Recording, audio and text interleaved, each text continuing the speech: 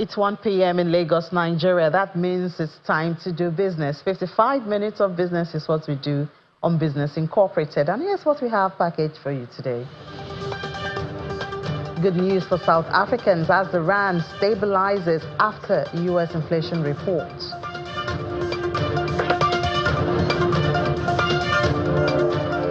And trade deficit is a huge challenge for Zimbabwe to grapple with a widening trade deficit.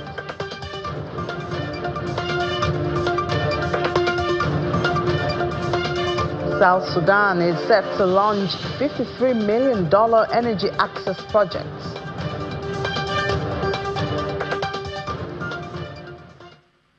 Great to have you on the show. I'm Ini John McQuarrie. Let's start from the global space. Gold held firm near a 5-week high on Friday and was set for a third straight week of gains as U.S. inflation data released earlier this week raised expectation that the Federal Reserve might cut interest rates further this year. Let's look at the numbers.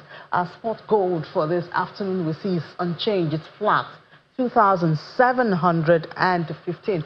You would notice that it's gone up from 2,600, which was what it started the year with. But now we see it's gone up to $2,715.09 per ounce, even though it's unchanged for this afternoon. A drop is what we see for United States gold futures, still around that range, $2,746.90 per ounce. Now, on Thursday, gold rose more than 1% to hit its highest since December 12, after a slew of U.S. economic data pressured Treasury yields further. Remember that the Fed had said there will be not as much interest rate cut this year, but gold has also been supported by weakness in the dollar after inflation data this week sided with rate cuts expectations. These are observations made by traders and those following the news. Now look at all the metals. Spot silver we see also isn't changed, $30.82.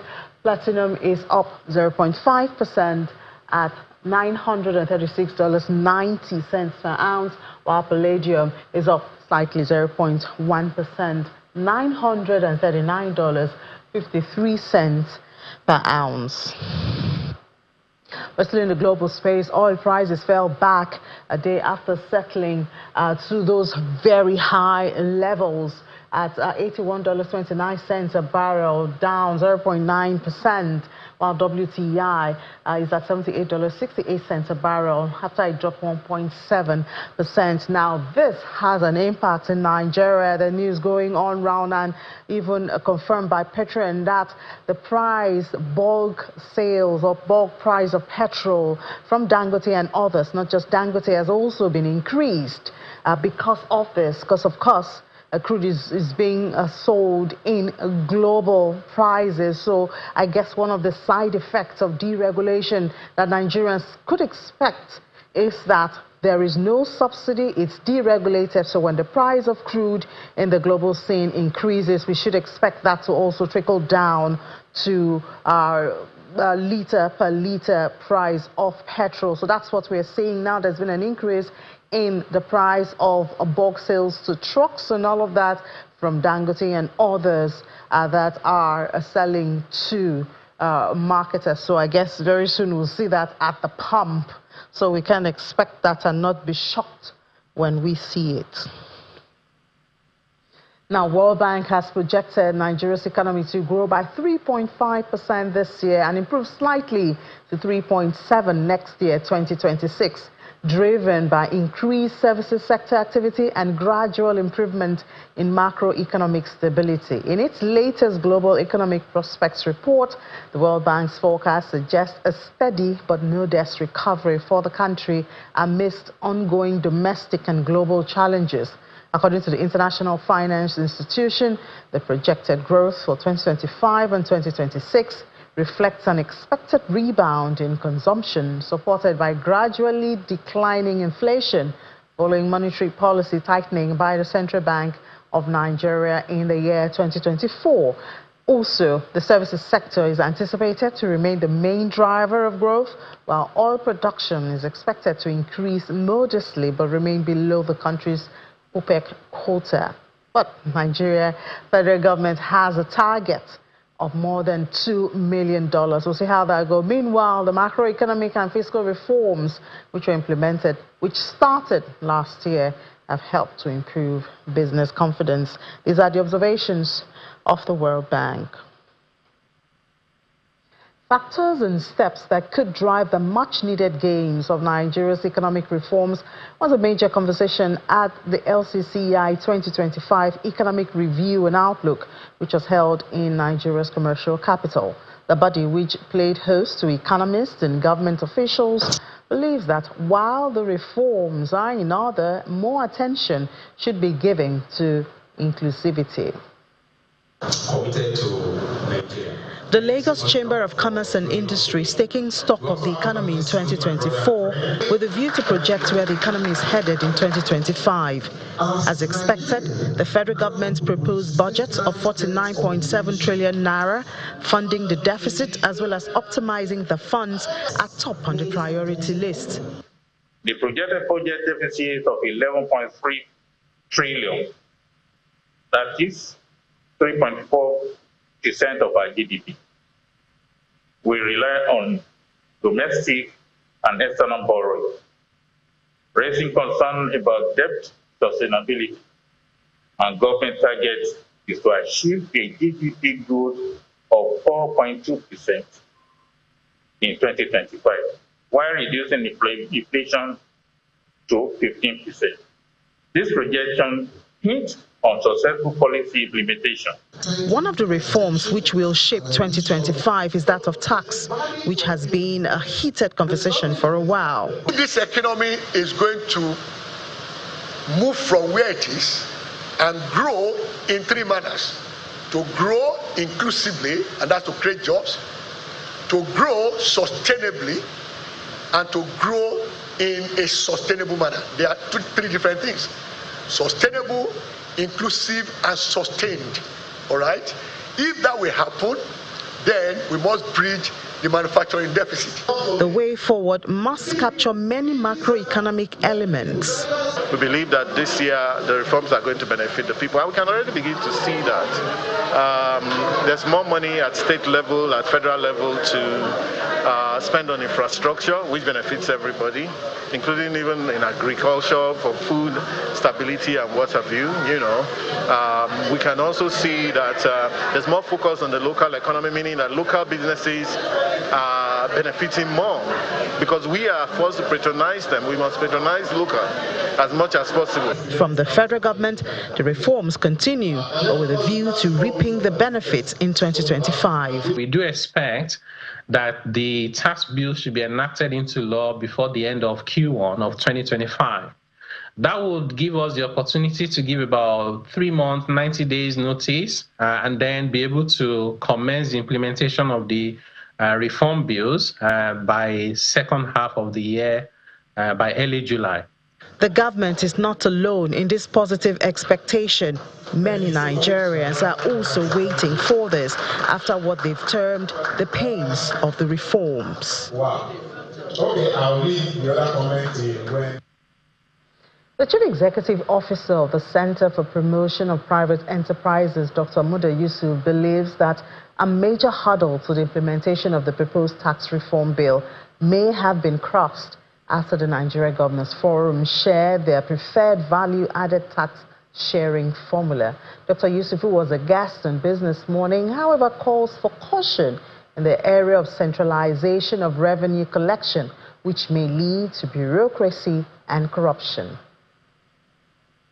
The bureaucratic bottlenecks when it comes to pulling revenues together and everybody now go through the budgetary process and all of it is a very big issue. And that is why this is even sometimes breed corruption. That's why we have this huge allegation against the former Accountant General running into billions of naira. Centralization creates bottlenecks. It creates bureaucracy. And any system that has intense bureaucracy, that has a lot of bureaucratic bottlenecks, naturally will breed corruption. I can tell you that. I mean, look at even the public hearings. Even the police yesterday was saying that they want to be taken out of the envelope system. the universities have been taken out of TSA. After a lot of fights. Because it created a whole lot of problems. So if you are going to go that route, you should be ready to deal with the challenges of bureaucracy.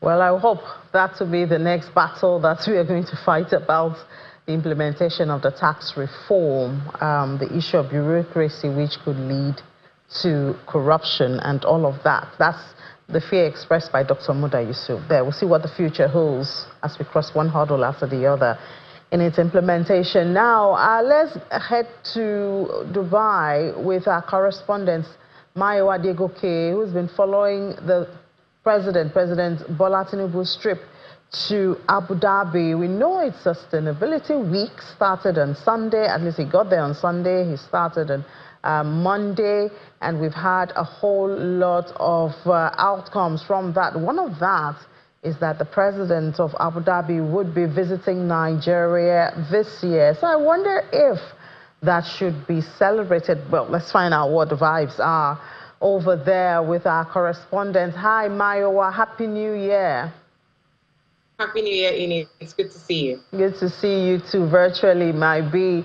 So the Sustainability Week, obviously, is talking about sustainability, climate change, energy costs, alternative sources, and we know that has been the conversation all through as the president visited Abu Dhabi. What have you heard? What are some of the common or highlighted talks or topics around this? Thank you very much, Ini. Just before we get into the topics, let me just take a moment to appreciate the fact that we've seen our president visit the UAE, very often in the last, say, 2 years. And I think there's something to be said about that and how it does signal that there's a lot more happening between both governments. At least the conversations are happening.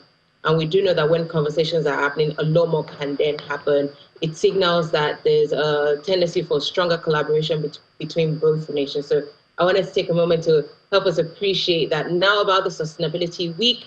Yes, it was a week-long filled with various activities were packed into this 1 week.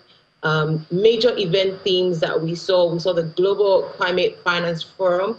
We also saw the Abu Dhabi Sustainability Week Summit happen. This is where they had critical dialogue on pressing global sustainability challenges. You had other events like the World Future Energy Summit and the Youth for Sustainability Forum. There was also another one for women, so Women in Sustainability, Environment and Renewable Energy Forum. And finally, you had the Green Hydrogen Summit, plus the big one, Desired Sustainability Prize Forum, which I believe we'll get into very quickly.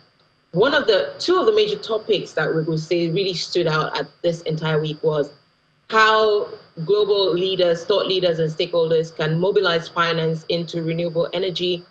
And one of the key statements from the sessions that we had heard was about how energy and sustainability don't have to be an either or, it has to work hand in hand. Now, another major topic was AI and data science, how these can tackle challenges, how AI, it's already revolutionizing everything. So how about we use AI and data science to make the energy process more efficient?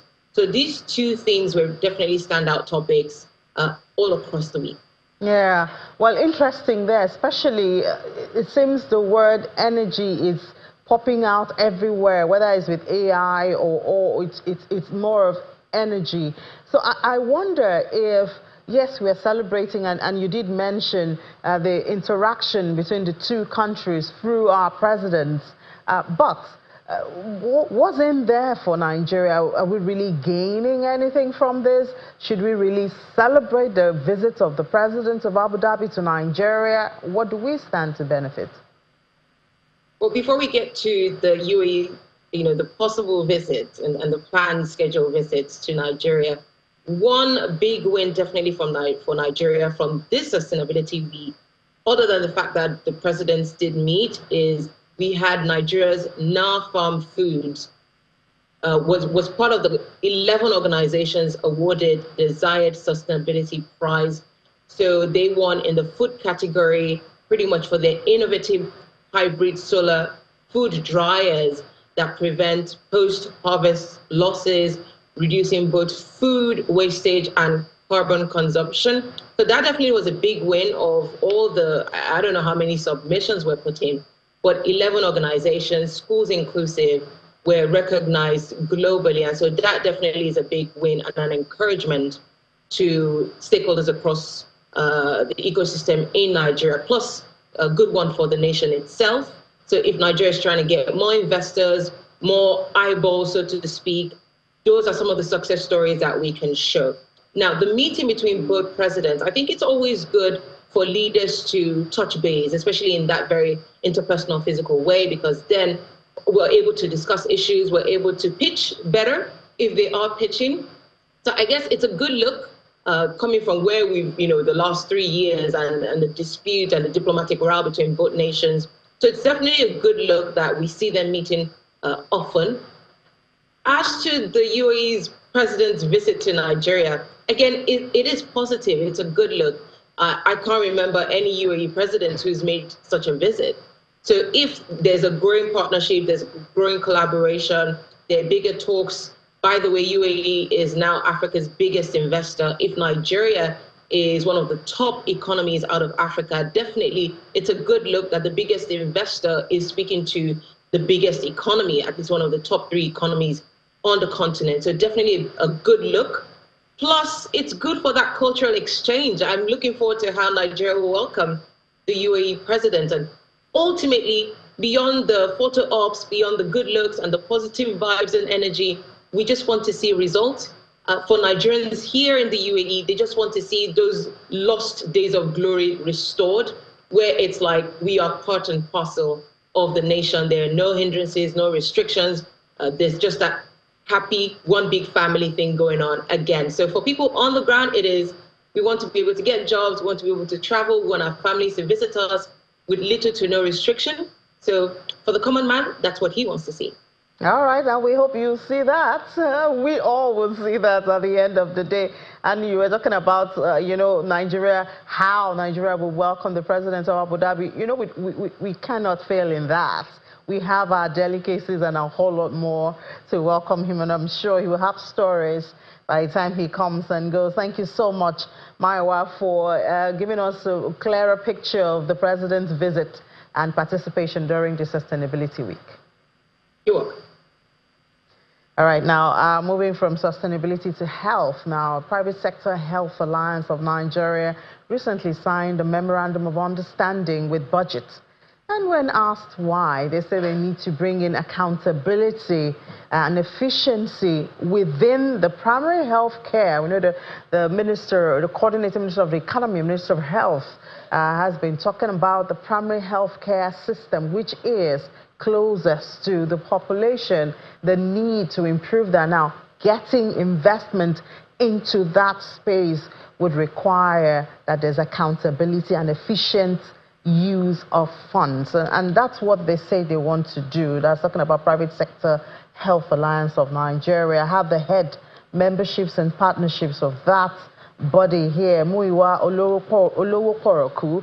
And Mr. Olowokoroku, good afternoon, and thank you for coming on the program. Good afternoon, and thank you for having me. Yeah, Budget is our friend, and we know they're very good with data, and they just hit those transparency and corruption issues on the head. Exactly. So it makes me think, how much of a problem or challenge is the issue of corruption in the primary health care, especially when we're talking about attracting the private sector to participate there? So thank you very much. That's a very sensitive and very critical question and issue to deal with. I would tackle the question from the angle of non-availability of accountability. Accountability is the lifeblood of any sector whatsoever, regardless of the economy sector of the economy that is. And with this particular reference to primary health care, we believe that there are frameworks already that the government has put in place, like the Basic Health Care Provision Fund, like the Drug Revolving Fund. All these initiatives require high level of transparency and accountability. Because without this accountability, there's definitely not going to be efficiency and effectiveness. So we believe that the issue of corruption, you would see that the government will allocate certain funds to primary health care. But when you go out there, only about 20% of them are actually functional. And you ask yourself, what's going on? Where's the money going to? You want to attract private investments in that sector. People need to know what the funds are being used for. People need to know the impact that the funds is making. People need to know that drugs are getting to the right persons and the quality of care is improving. So if we don't tackle the issue of corruption or non-availability of accountability, let me put it that way, in the primary health care services, we will not be able to attract the right kind of investment that is required to boost our health sector in Nigeria. Also on the back of that is the fact that the overall service delivery in primary health care, which is the bedrock of healthcare services anywhere in the world, if we don't address this issue, millions of Nigerians, millions of Africans will still not be able to access quality healthcare. And investors will not want to come in and bring in funds because no one is accounting for every kobo that is spent, that is being spent in that sector. So that's how sensitive and critical it is. Yeah, but how does this work, though? So you are a private sector, budget is private, primary health care mostly comes from the government. So getting information in Nigeria, I'm a journalist, I can tell you firsthand, getting information in Nigeria, it's a tough one. So how do you go about it? And even after you've gotten the information, what do you do with it to be effective? Thank you very much. With the issue of getting information, one of the things we're partnering with Budget to ensure is I want to empower citizens to be able to report and give us feedback based on the experiences that they have at the primary health care services, centers where they seek services. We believe that with this data being available, it's easy for us to be able to tell the government to say, you know what, this is what is happening at these PHCs. These are the required intervention at this point in time. Because we're also trying to align with the National Primary Health Care Development Authority, which is at the forefront of governing the scope and services of these primary centers. We want to be able to tell them that these are the requisite needs in each of these communities or each of these private centers. And then Budget has a network of volunteers that we as private sector talents want to also leverage to be able to get information directly from the source. We want to know that every kobo that our donors or our adopters, because we have a program called Adopt the Healthcare Facility Program in PISHN, which is poised to ensure that we revitalize at least 774 primary health care centers across the country. That's in all the local government areas, yes, because we have 774. At least one in each every of those. Local government. There are over 30,000 of them. And what we want to do is we want to show government that we are making impact, and we can scale this to ensure that we have well over thousands of primary health centers that will be functional and sustainable. So that's why we are partnering with Budget. They have a network of volunteers who are also helping with data collection and data analysis. This data we take, and we take to the government to say, well, this is what is happening, and these are the needs, these are the gaps, we need to fill it. That way, we can improve healthcare access and quality of care at these PHCs. So what are the incentives for investors? Health, it's a very, especially when you're talking about for the primary health, because your target there are not the very, high earning individuals in the country. So when you want to attract investment there, are they angel investors or so? Interestingly, I would say that people think when people have primary health care or primary health centers, they think it's for the underserved or the people in the lower care. It's actually the first point of call for anyone who is seeking health. Many people just go straight to secondary and tertiary, not knowing that even... I guess that's our experience here in Nigeria. Unfortunately, because some of these primary health care centers are not well equipped. Yes, and you don't have the required number of personnel manning them, or qualified personnel manning them, which is one of the problems that we have in the health sector in Nigeria. So that is actually what the problem is, right? Once we're able to address some of these challenges, I think we'll be able to solve the problem of investors. And what the investors want to see is that they want to see outcome, not see impact. Right? So when these impacts have been seen and they can actually justify every kobo being spent, then an investor will want to come in and say, this thing is viable. One of the things that we do at PISHN through our Adult Healthcare Facility Program is that we manage these facilities for 5 years to show that it's sustainable and they can be self-sufficient and self-funding. So if this is done and we can show this to investors, anyone who wants to put his money there, knowing that it's going to get returns. Of course, it's not in the immediate. But it does sound like you have a long way to go before you can actually truly get those real investors to come in there. we have a long way to go, but we need to start somewhere. You know, so when we start from where we have started right now, this will be phase one, and we're able to show the data. We can actually show the indicators that shows that, I mean, you know that Nigeria is a record holder for maternal and health, unfortunately, mortality in Nigeria. We hold the world record. Unfortunately, we do. But I believe that if we we start showing results, I can tell you for free that some of the PACs that we have revitalized in the course of the last 2 years, we've seen attendance grow for about 300%, especially for women from antenatal to actual delivery, because many of them go to local natural services. Some of them go to maternity centers by religious bodies. But now we've seen that growth, and if we can begin to show this data from time to time, investors start looking at that direction, and that's what we need to do. All right. Now, so are you happy with the budget allocation? At least it's not yet a budget exactly. But I think for now we have just about 2.48 trillion.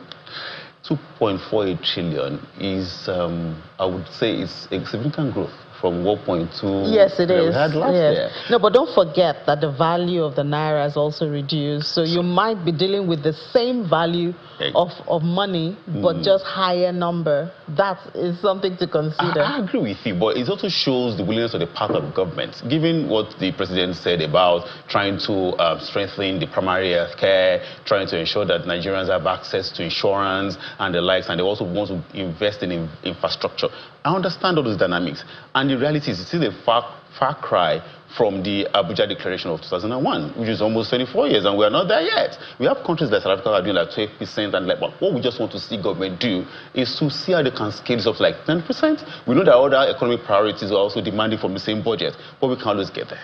All right, thank you so much. We do hope we'll slowly but surely get there. As World Bank has said that our growth is slow, but it's steady.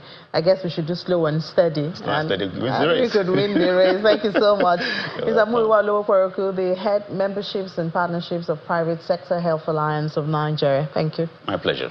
Thank you. All right, let's take a break now. When we come back, I will head to the markets. And of course, there are other segments of the program. Stay with us.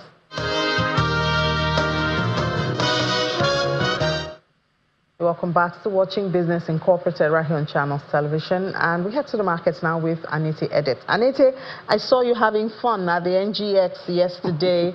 A good one. You were there with your guest live. You didn't have to do the virtual one. I guess that was a different feel for you. Well, that's after coming after a very first time, actually, I'm doing that from after COVID, you mean? Exactly. Because we were there before COVID. Exactly. But I think it was a former colleague here, but a first time for me. But let me do what I do best. Congratulations to you then. Thank you, Edie.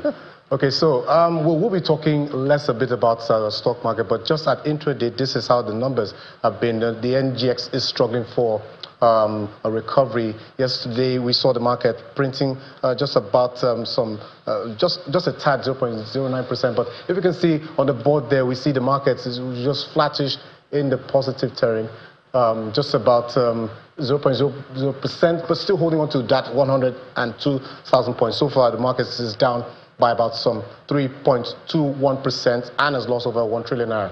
For the Johannesburg Stock Exchange, almost 1% was with the last track at intraday, while the other two markets also in the green for the intraday market numbers. So, like I said, we will be talking less about the equities market and a little more about the unlisted securities market, what you call the OTC securities market, where we saw that market. We don't have that number there, but I have it right here on paper. That for the close of Thursday's trading session, it was up by 0.34%. And this is some of the companies that were on the NGX are actually listed on the NASD in Nigeria here. So that means that there's a bit of a correlation, and we still have some of the traders there. So now, and speaking of the trader, we have Mr. Godwin Ume, the Managing Director and Chief Executive of the Bridge Securities Limited, to tell us a bit of a review of the week and what to expect in the coming week for the NASD OTC market. That market, yes, it is a small market, but it's still where some investors put their money, because we talk about the market. So, Mr. Godwin Ume, thank you for joining us on the show. I'd like to ask you first, what is your overall assessment of investor sentiment in the NUSD OTC market, if it was bullish or bearish so far this week? Well, first of all, thank you for having me. You know that last year, the stock market in general beat inflation by a wide margin. So this year, investors expectedly are positioning in the stock market. So we've seen some improvement in the market in terms of activity and price appreciation beginning of the year. Although in the last 1 week, there has been kind of correction, but things are picking up gradually. Okay, so when you say things are picking up, were there any notable shift in the investors' behavior during the week when you talk about increased risk appetite and also risk aversion?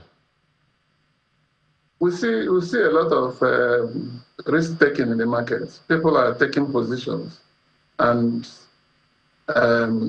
like nobody wants to miss out from what is happening in the stock market these days, especially in the oil sector and the banking sector.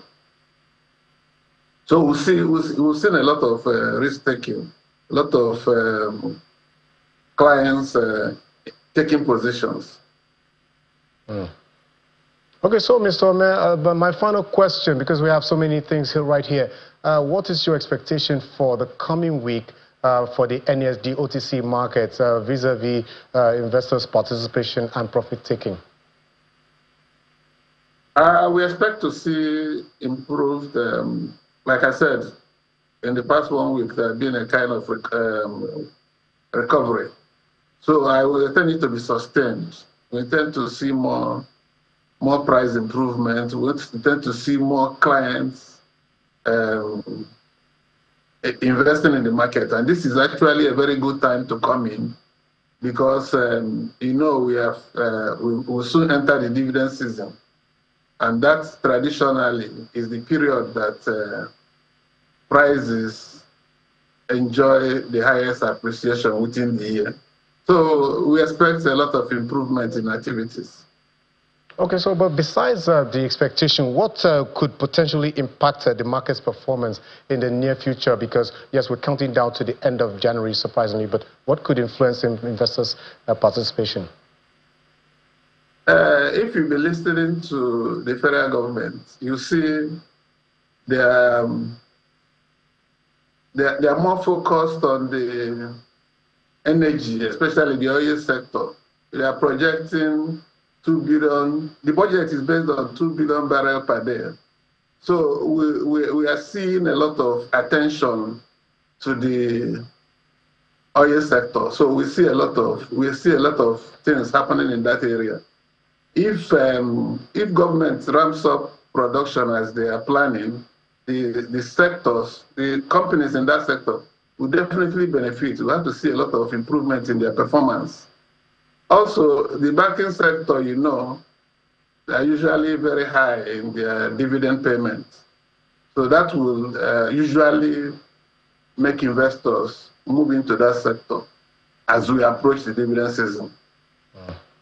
Okay, thank you so much for your time, Mr. Godwin Ume, Managing Director and Chief Executive Officer of the Bridge Securities Limited for that analysis on the NUSD OTC market. You're welcome. Thank you. Okay. So now we're moving over to the Middle East markets. Just like Eni had mentioned, and we saw in that report that our president is actually in the United Arab Emirates and then the capital, Abu Dhabi. So this is the performance for the intraday market numbers. Not too good picture for intraday market numbers, particularly for the Dubai. Dubai is a city in the United Arab Emirates. It was the market's index was down by almost 0.5%. The last track there. Abu Dhabi also in the red, 0.04%. And for the other two markets, well, they're closed actually for Thursday. The Saudi Arabia and the Qatari Stock Exchange indexes, both in the green, 0.36% and 0.41% for both markets for the close of Thursday's trading session. Okay, so now let's talk about the United States markets here. We see that the markets, the indexes It's actually in the green. Yesterday we saw that the consumer price inflation it came out. We also saw the earnings reports from many of the banks there that had a rub-on effect, a positive rub-on effect there. So the market is actually in the green, 0.18% for the Dow Jones Industrial Average and the S&P 500, 0.15, and the Nasdaq Futures 0.13% up. So this is ahead of some more earnings reports we'll be having from the State Street, Citizens Financial, and Truist Financial, as well as Regions Financial. The market will also watch out for the latest building permits, as well as the housing start reading, which is due to be out for at the opening bell of 2:30 Nigerian time. But for details of Thursday's trading session on Wall Street, let's bring in our Washington correspondent, Maria Bird. The U.S. stock market took a bit of a dip on Thursday, as the U.S. stock market showed that even though the inauguration is just a few days away, it is still having some uncertainty. As the Dow Jones was down slightly at 0.1% down, the S&P 500 was down at 0.2% down, and the heavy tech Nasdaq led the loss of the day at 0.9% down. This was mostly due to Tesla and Nvidia showing great signs of challenge. It is clear that the U.S. stock market is looking to rebound in the next few days or weeks ahead, but only time will tell as the new administration sets to take place. Our Washington correspondent Maria Bird giving us details of Thursday's trading session, the close on Wall Street. So any U.S. markets is just about, this is the final trading week for the Biden administration, and a new week will come for the Trump administration. So yeah, I guess the moment the world has been waiting for, a second coming of Trump, and then Trump 2.0. Yeah, Trump 2.0. But we'll see how the market, I mean, Maria said it there, that there's a lot of uncertainty, you understand, because it's like in between administrations. But we'll see how the market closes today and then begins with Trump on Monday. Starting on Monday. Yeah, thank you so much. Pleasure.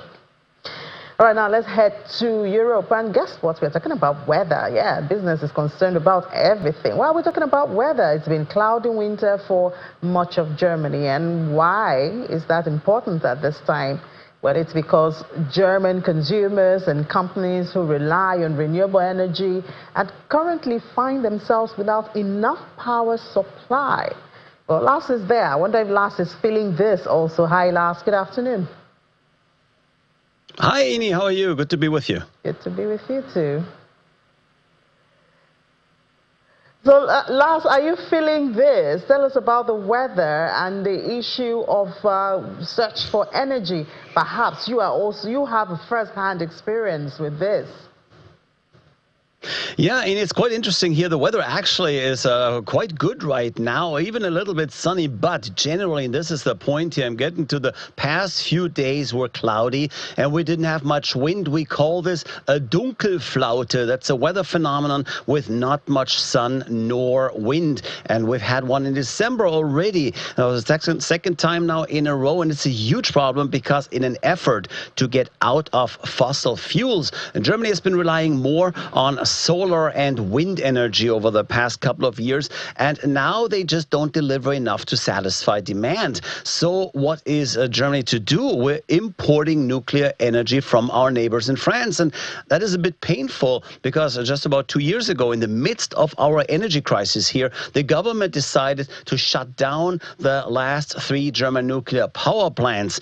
Now, was that wise? Obviously, nuclear energy comes with its share of problems. That would be, of course, the risk of malfunction. I mean, who could forget about Chernobyl just about 40 years ago? Or there's also the problem of storing radioactive materials. But nuclear energy is at least emission-free, so it doesn't contribute to climate change as opposed to fossil fuels, and it is reliable. And what's really painful now for Germany is obviously it's not good if we're shutting down nuclear power plants here, only then to import nuclear power from another country. That's just costing us a lot of money, and it doesn't change the global energy mix at all. Well, it does sound like the government has a lot of balancing to do. No sun and wind for some time, nuclear and the risk and none of that. So what's the strategy for the future? And what can Germany do? Well, there are different ideas, Ini. First of all, there are some investors who are looking into better energy storage. And the more energy, of course, you can get out of wind and solar and then store for these times when the weather doesn't play along, the more independence you can actually achieve. But energy storage, think like giant batteries, is expensive to set up, and we're nowhere near of making it work right now. Now, looking at a report the International Energy Agency just released, they are putting it right out there. They expect demand for nuclear to rise. And I wonder if we're seeing a change of heart here too. And I wonder if Germany will eventually build new power plants with the latest technologies that are generally considered to be safe. And we simply have to accept the fact that China, India, Korea, and Japan, they're all building new nuclear power plants. France is also planning more. So more nuclear power is being produced in future, and Germany, I guess, can either import it and pay for it or eventually just go and play along. Yeah, and I wonder if these nuclear makers, manufacturers can find themselves to the market and get investors also, and also present opportunity for funding through that. I didn't quite get that. You're talking about funding, but I had a bad line for a second right there. Yeah, I was asking if these investors in energy, nuclear energy, would find themselves to the market, the capital market. Perhaps that would also boost some activities there. I could imagine that would bring some activity into that particular sector. It's really hard to foresee how this would be going, and also we are nowhere close to actually doing that. But what I can tell you, Ini, is a little bit about the markets right now and today, and we're seeing those German markets really strong today, with the DAX doing really great on its last trading day of the week. We're currently at around 20,850, and that is a fresh all-time high. And interesting enough, it seems to be a broad rally. Tech stocks are strong right now. That's after we got really strong numbers from Taiwan Semiconductor. Now, how does that help European shares? It just lifts the entire sector, including Dutch ASML and other tech stocks as well. Also up, the luxury sector, also based on some good numbers that are showing that at least rich people are in a spending mood. Well, you know, good for them, but it doesn't really help most people because the economic situation in Germany is still rather weak, and that is why this extremely strong performance that we're seeing currently in the DAX is not really reflective of reality at all. Yeah, Lars, I mean, rich people being in a spending mood, good for us. I guess I can be one of them, but thank you so much, Lars, and do have a great weekend. You too. Thank you, Ini. Well, it's good to be rich. You don't have to worry about money, I guess. Well, let's come back to our continent here, and we begin with South Africa, where the rand was just a little change a day after a key U.S. inflation report boosted hopes of a less restrictive Federal Reserve policy this year. But the labor market, sticky inflation, and uncertainty over the potential impact of Trump's tariffs and tax plans have led the United States Federal Reserve to project 2 interest rate cuts this year.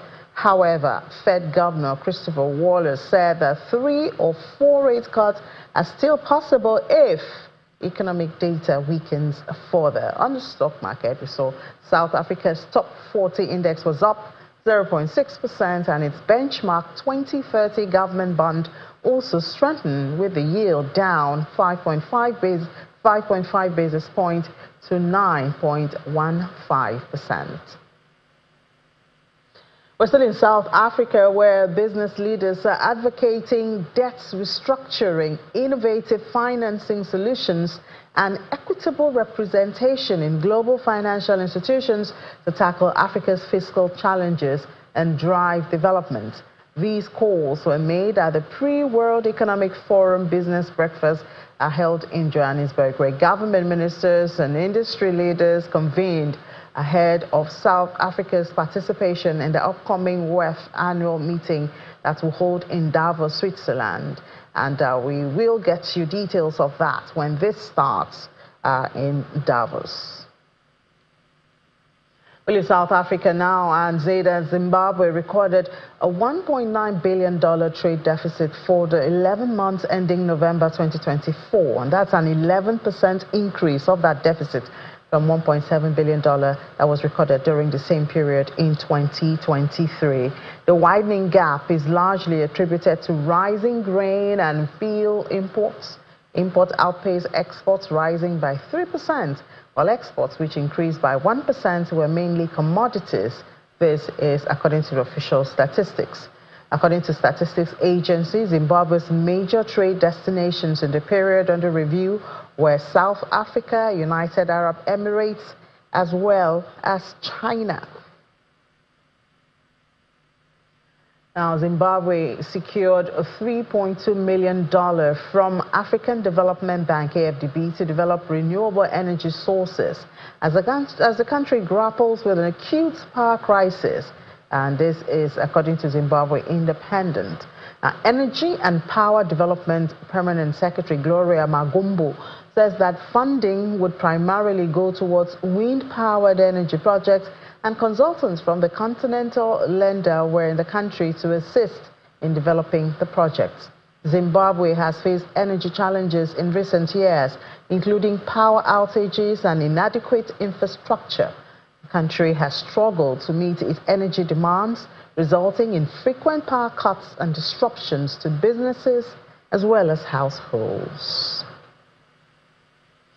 Now, South Sudan, the Ministry of Energy and Dams has launched a 5-year, $53 million energy project that's aimed at increasing access to electricity services and strengthening institutional capacity in the power sector of that country. According to the Undersecretary of the Ministry, Sultan Lam Tungwa, the World Bank-funded energy sector access, the institutional strengthening project, is a critical step in increasing access to electricity in South Sudan, which is a fundamental component of economic growth, social development, and improved living standards. It said that only 1% of South Sudanese have access to electricity, which is also very expensive. And the project will give more access to affordable electricity, densification and extension in Juba and vicinity areas. There's also the mini-grid pilot. There's the off-grid electrification of health and select public institutions through standalone solar systems and technical assistance and capacity building. The project will benefit 50,000 households and 90 health facilities in the country.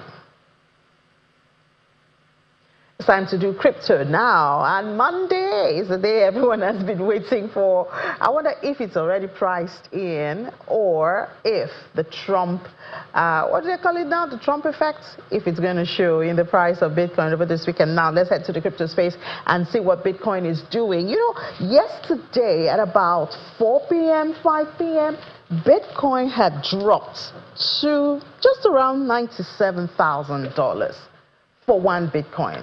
But before the end of day yesterday, before midnight, I believe, it had gone up, and now we see Bitcoin has gained more than 3%, 102,182.38. That's the price of Bitcoin. It's a Green Friday. I wish Laddie was here, really, because he was expecting a Red Friday. But guess what? I guess the Trump effect is also part of this. I don't know. But we see that it's a green, unusual Green Friday, because most Fridays you do have it in red. And that dip sometime yesterday, I wonder what caused that. Ethereum is also green, 2.79% up in about 24 hours. Solana, BNB, Cardano. Seems everybody is green. A bit of the stable coins right here with pockets of red. But let's see the headlines in the crypto space at this time. And yes, the Trump inauguration buzz is top on the list, because incoming presidents will be inaugurated on Monday. the market has been waiting and, watching everything for this. We know that perhaps, some countries may not be looking forward to it because incoming President Trump has talked about levies and fines and taxes just to protect the domestic manufacturers in the United States. And so countries like China may not have it so easy, but I don't know if the crypto can say that. So Bitcoin is catching a U.S. bid in the run-up to the inauguration, as it's expected that President-elect Donald Trump is friendly with Bitcoin. The latest data from on-chain analytics platform confirms a rebound in that, and we've seen the numbers also. And rumors over pro-crypto policies. We've heard possibility of the United States keeping reserves in crypto or Bitcoin. We don't know how true that would be. Of course, there's a lot of legislation that will be needed if that would happen, but we'll see. But there are talks about pro-crypto policies. They continue to multiply, including a day one announcement that could set the tone for the next phase of Bitcoin and altcoin bull market. So let's follow that inauguration in the United States. It's on Monday, and we'll see if that will happen or how that will happen. Now, another headline today is Phantom. Phantom raised $150 million in its Series C funding round. The funding took the overall estimation of the wallet to $3 billion, which will aid Phantom boost crypto adoption and work towards becoming the largest consumer finance platform in the world. This is according to developers' revelation. And Phantom has covered the market rapidly since it was introduced, captivating 15 million active users on a monthly basis, $25 billion in self-custody assets, having $20 billion in annual swap volume by building crypto-secured and easy to use. Now, the CEO has been talking about why they're doing this. The chief executive officer and co-founder of Phantom, Brandon Millman, states that the aim of this has always been to make crypto more accessible, instinctive, and secure for everyone. So that's what they hope this round of funds that they have acquired would help them do, and we'll see how that goes. So we see South Korea also is in the news this afternoon. South Korean crypto exchange CEO sentenced, and he's been sentenced to 4 years in prison after being found guilty of espionage. And the CEO, whose actions have raised serious national security concerns, collaborated with a North Korean agent and South Korean military officer to leak, this is what they say, sensitive military information.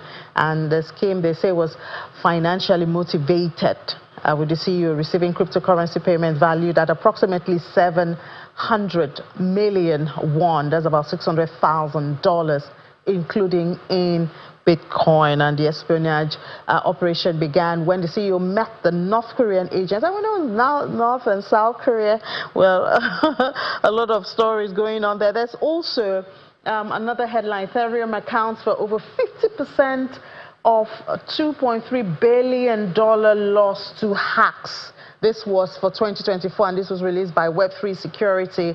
That reports by them 51% of stolen funds came from Ethereum-based project, largely because of its role in leading blockchain for DeFi and its extensive liquidity. I guess if you're big, or when you're big, you should expect to get hit in different aspects. The small guys would not see this much of loss or illegal transactions around them, but Ethereum had to face this. This was in 2024, where they say other multi-million-dollar incidents include the exploit of Ethereum-based munchables, which lost $97 million after a rogue developer exploited smart contract vulnerabilities. And so what this just say, you want to invest, you have to be cautious, security cautious, and also watch your back. Well, That's it for Crypto and for Business Incorporated. It's been a great week this week. A lot of things happening that will take over to next week. You can expect that the tax reform conversation continues, as well as the issue with the price of petrol. You know, it's our reality now. We want a deregulated market. We face the price.